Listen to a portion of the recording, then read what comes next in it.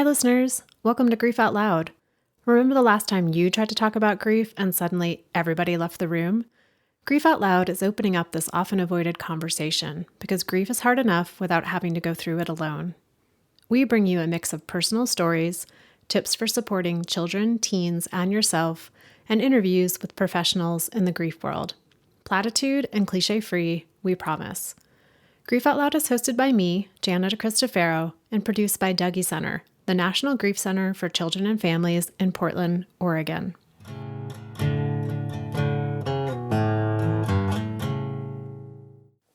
Today is April 6, 2021, and according to the Gun Violence Archive, there have been 129 mass shooting incidents since January 1st of this year. That's an average of 1.34 mass shootings per day. While there's not a standardized universal definition of a mass shooting, the Gun Violence Archive defines it as when 4 or more people are shot in a single incident in the same general time and location. So that means, as of today, at least 516 people have been shot or killed in a mass shooting, just since the first of the year. And that number doesn't include the hundreds of others who have died or been injured due to gun violence, but just not in a mass shooting. Each of these people have friends and family grieving for them. Fred Guttenberg knows this grief. His 14-year-old daughter, Jaime, was murdered in the Parkland School shooting on February 14th, Valentine's Day of 2018. Jaime was killed just a few months after her uncle, Fred's brother Michael, died of pancreatic cancer, a cancer caused by toxic substances he was exposed to when he ran into the World Trade Center as a first responder during the 9/11 attacks. When Jaime was murdered, Fred committed himself to stopping gun violence, to implementing large-scale change through laws and policies meant to prevent anyone else from going through what he and his family went through.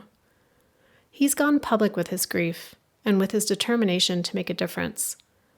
Fred recently published his first book, Find the Helpers: What 9/11 and Parkland Taught Me About Recovery, Purpose, and Hope, which chronicles the days, weeks, and months after the deaths of his brother Michael and his daughter Jaime.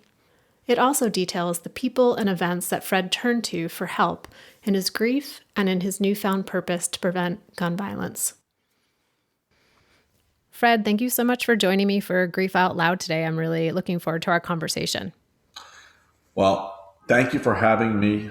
We've had this on the schedule for a while, and I hope, I believe this interview is actually going to be a little different, and I hope that there are going to be some people who will get some help out of this, some hope out of this, and looking forward to doing it. Well, I was just so honored to be reading your book, Find the Helpers, and to be learning about your experience with grief and to learn so much about your daughter, Jaime, and your brother, Michael. And I thought we could just start there and wondering what would you most want the world to know and remember about your brother, Michael? Michael was a selfless hero. He never lived life the way he should have for himself. It was always about how to better serve and take care of others. What's amazing about my brother, and he and I have had many discussions about this, he was one of those who was the first to run into the World Trade Center on 9/11. He got trapped in there when it was collapsing, survived that, later on in life got the cancer that came with it, but he would be the first to tell you if he was asked to do it again, he would have in a New York minute. It's who he was. I often say about Michael and my daughter, Jaime, they are the two toughest people I will ever know. They stand on my shoulders now as I go forward. And I know you wrote quite a bit in the book of the parallels, in a way, of Jaime, your daughter, and how she was always helping others and standing up for others, and Michael in his work as a first responder. What are some other parts of Jaime's personality and the mark she left in this world that you want people to know about her? My daughter, at the age of 14, completely understood right from wrong, completely understood how to defend other people. That's an age when kids are going through things like bullying, kids making fun of kids. And what was amazing about my daughter, and she was a petite little thing, but tough as nails, she would see someone getting bullied and she would put herself in the middle of it and make the bully stop. She would volunteer her time for other kids with special needs and go out of her way to include anyone and everyone in whatever she was doing in school and events, because everybody in her mind should have been treated the same way. And she was 14.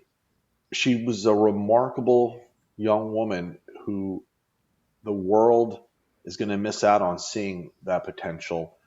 But it was there at that young age. I'll just tell you a quick story about how serious she was about her strength. When she was 12, she came home from school and was telling us a story of someone bullying someone else and how she put herself in the middle of it. And she started to describe the size of the bully. And now I become dad and I get concerned. And I say, you can't do that anymore. You're now in middle school. You're going to get beat up and come home with a black eye. And she just looks at me and she goes, you know what, Dad? You underestimate me because of my size. She meant it. So I pushed her and she pushed me back. And I pushed her again and she pushed me back. And the third time that I pushed her, I got what became known as the kangaroo kick in my house because she had strong, fierce, fast dancer's legs. She was a beautiful competitive dancer, and she was going to end it there. When I got myself back together, I just put my hand on her shoulder and I said, if anybody ever pushes you around again, that's what you do. She was an amazing, remarkable young woman. And so, Fred, thinking about, so your brother Michael, first one running into the World Trade Center, running directly into danger. Yeah. And then Jamie, the victim of a school shooting. I wonder with that story you just told, if you in your mind have imagined what Jamie was doing in the time when she knew the shooter was in the school. It's actually a great question. Every second of every day. Listen, people have got to know me publicly and they see me doing interviews and talking.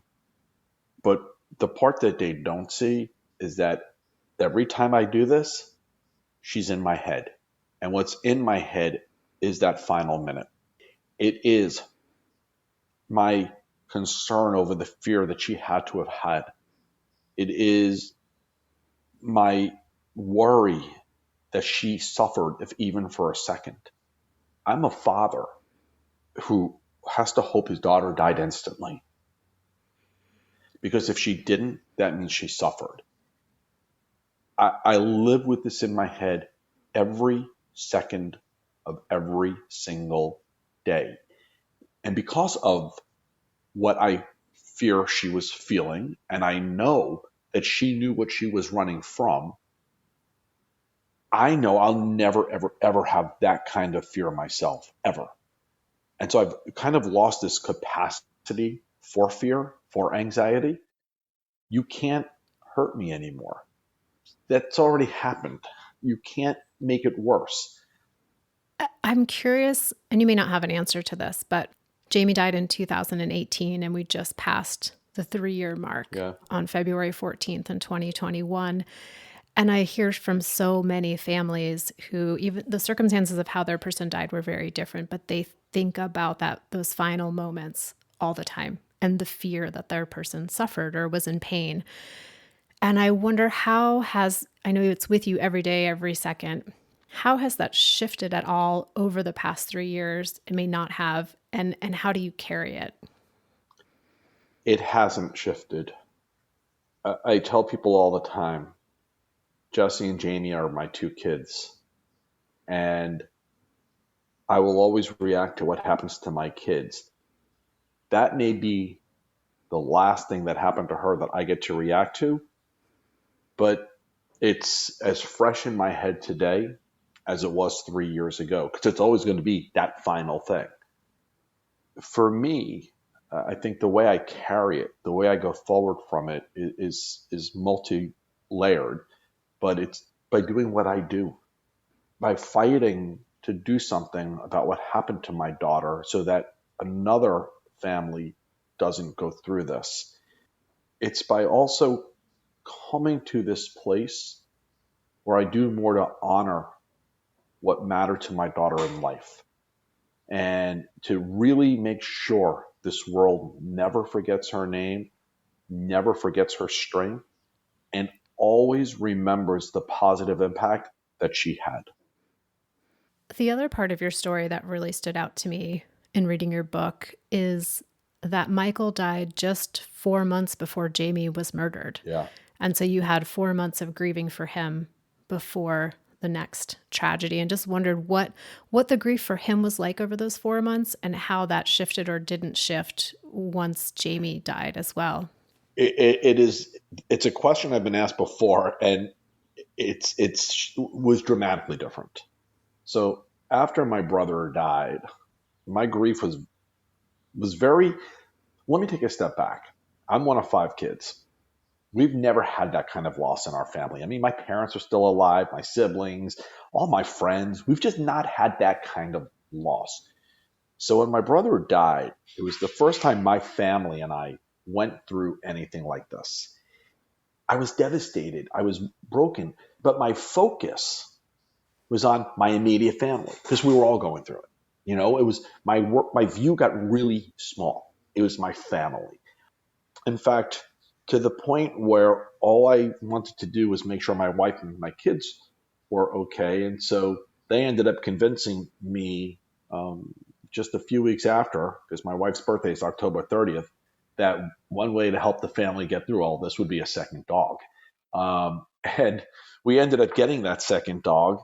While I wasn't all on board at first, thank God we did, because he saved our lives. When Jaime died, my worldview blew up. After the initial immediate focus on my family and getting us through this, I started to learn more and become more a part of the world of gun violence and doing something about it. Now, as opposed to my brother, where it was just about the immediate family, now I was thinking about the 40,000 people a year who die every year from gun violence and how to engage in that and do something about that. So my worldview went from being really tight and small to just really big, I guess people see that in me now, because while on private times I'm doing everything I can to make sure my family's okay, I spend an awful lot of time on a big platform dealing with this issue.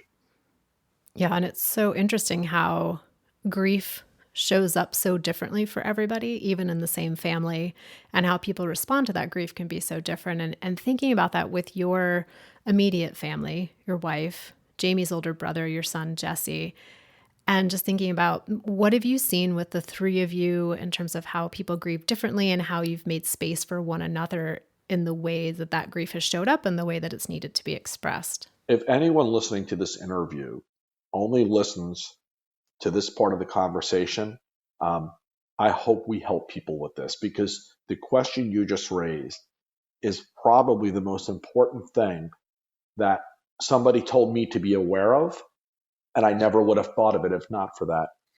A few weeks after Jaime was killed, our now president, Joe Biden, sat me down for a private conversation. And he spoke to me about how we all grieve differently. And he actually came prepared to talk to me about the fact that over 90% of all marriages fail after an event like this because of the fact that we all grieve differently. And he didn't tell me this because he wanted to scare me. He wanted me to know so I could be prepared, so that I would understand this and have a plan. And I have been very open about how thankful I am that he did that, because I had never thought of it. The fact that he brought this to my attention, I'm now thinking of it. And the truth is, he was right. My wife and my son and I are doing this very differently. And if our now president had not said this to me, I would have thought, what's wrong with us? Like, why are we not all grieving the same way? But my wife and my son both really needed their privacy. And they didn't want publicity. They weren't interested in this fight that I'm taking on. I felt this need to engage, to do something. And so we were in a really different place. And it created some early struggles for us how to manage that. And we had to learn how to acknowledge that what we're each doing is okay. That us each going through and finding a path forward from grief in our own unique way is okay. But we have to be supportive of one another. And we have to find ways to go through this together, maybe even totally new experiences that we never had before. For example, as a family, we started going to the mountains. We've never done that before. We found peace there. And it's now become something we do all the time because of how healing it is for us together. I hope anyone listening to this, going through grief, understands that those you love, they may not go through it the way you do, and that's okay. That is okay. Don't expect them to, but be there for one another. You know, after being in this field for almost 20 years, I forget how radical a notion that can be for people. So I really appreciate you highlighting it in that way, because I have it of like, of course, grief's different for everybody, but recognizing that even when we know that up here cognitively, it's not till we're going through it and really seeing how different it is and how that can feel scary or unsettling when we see someone doing it really differently than us. And it can bring up those thoughts of, am I doing it wrong, or they're doing it wrong, or how do we do this together since we're so different? So thank you for sharing that example. And I was also thinking, Fred, this might be a strange question, but when your brother died, you became a grieving sibling. You're grieving the death of your brother. Yeah. When Jamie was murdered, you became a grieving dad who was also parenting a grieving brother, Jesse, whose sister Jamie had just died. Wondering what, if anything, you took from your experience of being a grieving brother into your parenting of Jesse, who is now a grieving brother. You know, Jesse idolized my brother. So they had a very unique and special relationship. And in order to help Jesse get through this, I used to talk to him a lot about my brother and a lot about trauma and a lot about the strength that my brother had when he would experience these things and how he went forward. Because the connection to my brother was one that always resonated with Jesse. So your question goes deeper, I think, than you realize. But I'm not sure that I had a special learning from the earlier months going through this with my brother, other than to remind Jesse at all times that he is part of a family that is really tight-knit, that loves each other deeply, that he is fortunate enough to have family and friends who are going to hold him up and be there for him however he needs that, and that we're going to get through this together. And maybe, just maybe, I think the timing of it being so close to my brother helped Jesse to internalize that, because he saw us doing that after my brother died. So as much as it was traumatic to have these two so close, in a weird way, going through it with my brother, I think almost helped us a little bit to go through it with my daughter. The other thing I've been thinking about when it comes to having had, I know Michael's death was maybe more of a private death. Like his actual death may not have been as publicized as Jamie, but he died from his exposure in 9/11, which is a very public, documented situation. Right. And then Jamie dies in the Parkland School shooting. And today, we're recording, it's just a week since the shooting in Boulder, Colorado, 2 weeks since the shootings in Atlanta that have left 18 people dead. I just wonder, what is it like for you when every time another event happens that's similar or at least in the same realm, like what does that bring up for you each time? Going through grief is this never-ending process of going forward and finding new ways on this journey forward to what I call our new normal. Every time the shooting happens, it pauses that. It sets me back. And last week, in addition to the shootings, it doesn't sound crazy. There have been so many shootings that they get so little coverage. And this Colorado one seemed to resonate a little bit to the point where the media was even covering the memorials that were being set up. You haven't seen that in a while. Seeing those memorials traumatized me for a couple of days because it brought me back to Parkland in a really emotional way. There was a daughter last week who wrote a message on Twitter. She lost her dad in the Colorado shooting and talked about how he had just walked her down the aisle a few months ago and how she's pregnant now and he's not going to get to meet her kids. I felt like I had a really deep connection to that daughter because of what happened to me. I lost my daughter. I won't ever get to walk her down the aisle. She won't ever get to have my grandchildren. And so I found last week to be a really emotional week. It set me back.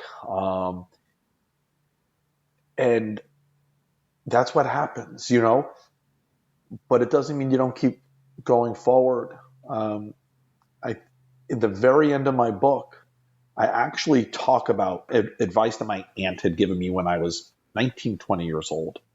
I was going through some normal thing that a teenager goes through. I don't know, maybe a bad relationship. Who knows what it was? And I was very close to my aunt. And she just said, whoever told you life was going to be easy? Whoever told you you're just going to be on this constant straight path? She's like, you're not. She's like, there'll be potholes. There'll be sharp turns. There'll be, obstacles in the road. She goes, you just keep going forward. You'll find your way. I'll never forget that part of what she said. Oh, that's what I do now. I keep going forward and I find my way. And so last week, while it paused me and it was very emotional for me, I still have to keep going forward. Because I owe it to my family and I owe it to those who I love and who loved me. And so, you get your bearings and you keep going forward. I hope anyone listening to this understands you're never, ever, ever stuck. But if you think you are, reach out to people. Reach out to people who love you. And if you don't have a big network, call a center like yours or go to a place of worship or a local community center. There are always people. People are inherently decent and good. Don't ever let yourself feel like you're stuck, that you can't keep going forward. It seemed to you like part of your going forward over the potholes and the sharp turns and the unexpected mountains and things that show up in our lives along the way. This idea of purpose seemed to really kind of come to the surface for you in grieving your brother Michael's death and your daughter Jamie's death. And I think a lot about in the grief world, there's a lot of talk around finding meaning. And I've always been like, that seems like kind of a hard sell because there's sometimes, many times, most time, all time, death seems pretty meaningless, especially if it's your 14-year-old daughter who has been murdered by another student who was part of her school, or your brother dying because he was doing something heroic and was exposed to toxic chemicals as a result of that. And so this idea of finding meaning, I'm always like, I don't know about that. But this idea of finding purpose, like continuing to find purpose in life and living. And I just wanted to have you share a little bit about that idea of finding purpose in your work right now. So what a great question. And I want to address the issue of meaning as well, but going to purpose first. again, our now president, Biden, asked me a question as we were finishing up. What's your plan? And when I told him, I said, I don't really know yet, but I want to break the effing gun lobby. He then started talking to me about mission and purpose and how that got him through all of his grief. And that idea of mission and purpose has really formed who I am as a person the past few years, because I am on a mission. I do have a purpose, and it is the way I get through every day now. But it's a really important distinction between that and meaning. Many people have said to me that they've tried to help me find meaning in Jaime's death, which I can't do. They've said things like, it's helped to get you involved in this cause. You wouldn't have done this otherwise. I didn't need this way to do it. I wish somebody would have given me a different kick in the you-know-what. I didn't need to lose my 14-year-old daughter to do this. So no, I can't find meaning in the end of her life. However, because of what happened to her life, I have found a new meaning for my life. And I think maybe that's the way to help people distinguish it. I can't find the meaning in why my brother died, why my daughter died. I can't. My brother was 50. He was at that point in his life where he was finally going to actually start doing more for himself, and he got robbed of that.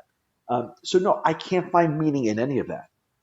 But I can find meaning in what I do about it. And I think, the very last paragraph of my book is a message to kids, but really anyone who wants to listen. And I address it to our future leaders and heroes. And I tell them, ultimately what matters in life more than what happens to you is what you do next, what you did about it, how you reacted, how you responded. And maybe that's where people can look for the meaning, not in why did this happen, but what I did.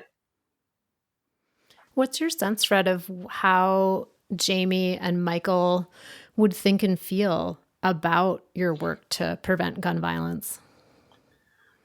My brother would probably tell me, there you go, pushing people and using your big mouth. Because, listen, we were very, very close.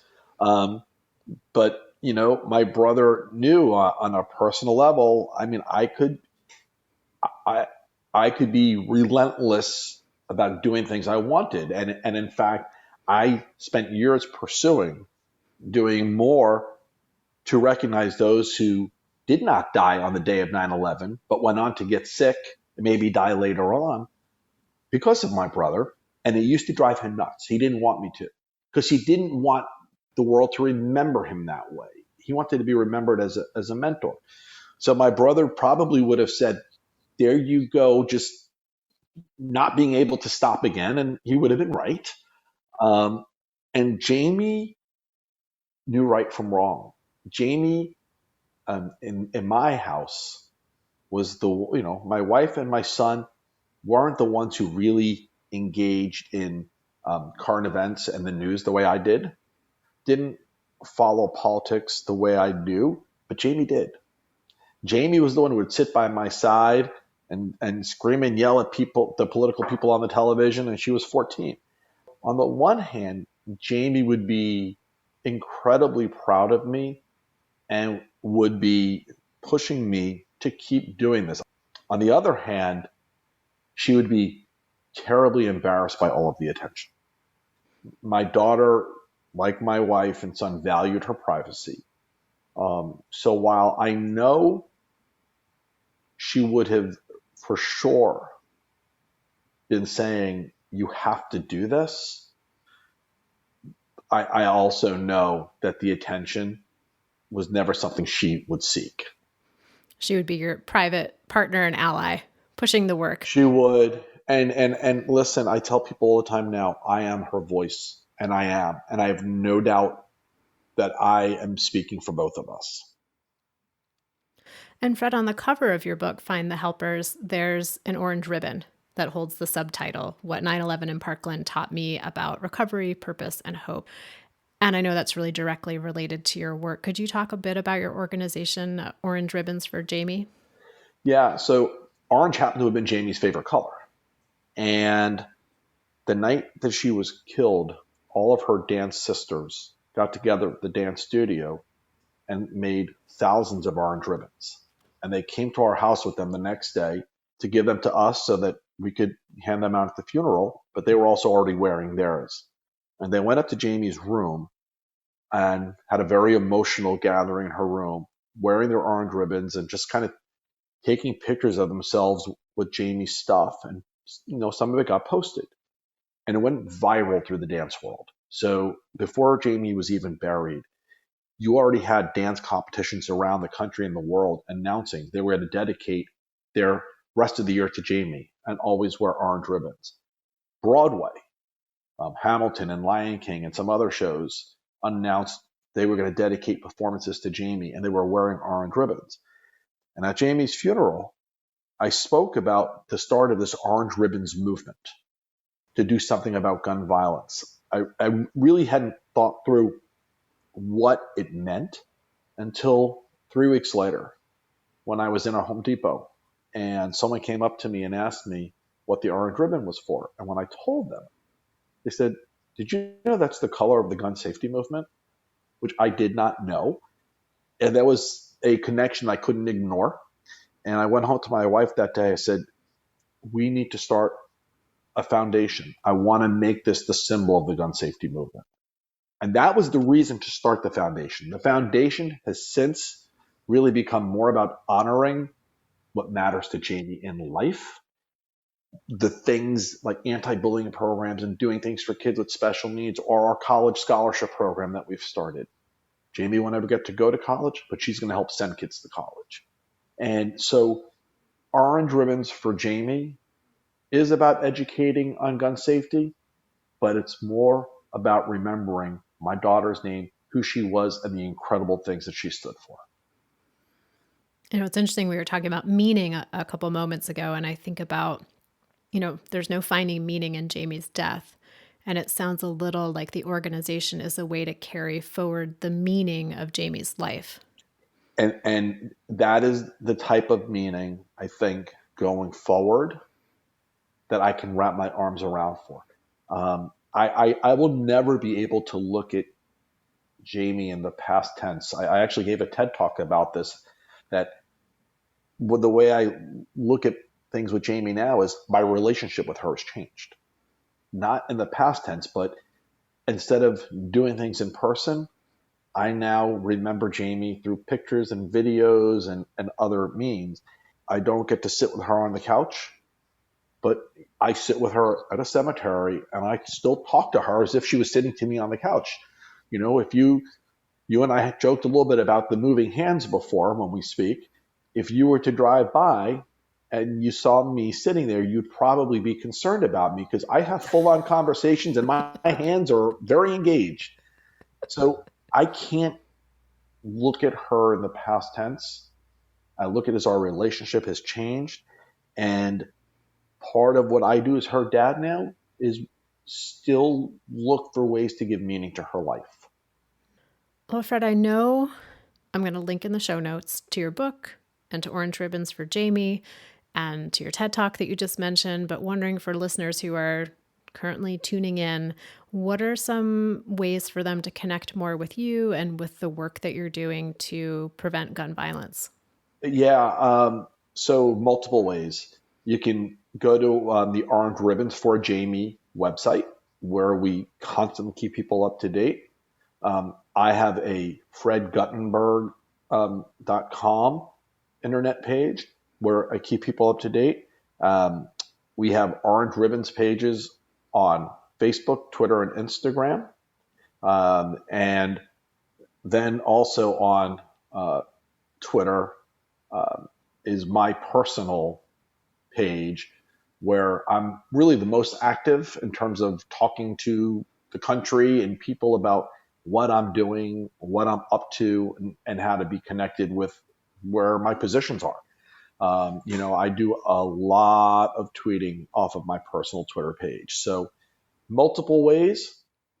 Well, Fred, I'm just Really grateful for this time that we got to spend together today talking, and for your book, and for putting yourself out there in such a public way to support others who are going through the grief of having children and brothers and other people in our lives die. I'm just, grateful. Thank you again. Thank you for having me. And listeners out there, I say it each and every time, but thank you for being part of our community, for giving this show a reason to be. So if you'd like to reach out to me, you can email me directly at griefoutloud@dougy.org. That's DOUGY.org. If you're new to our show, you can find all of our past episodes at our website, dougy.org/griefoutloud. Thanks again for listening, and we hope you'll join us again next time.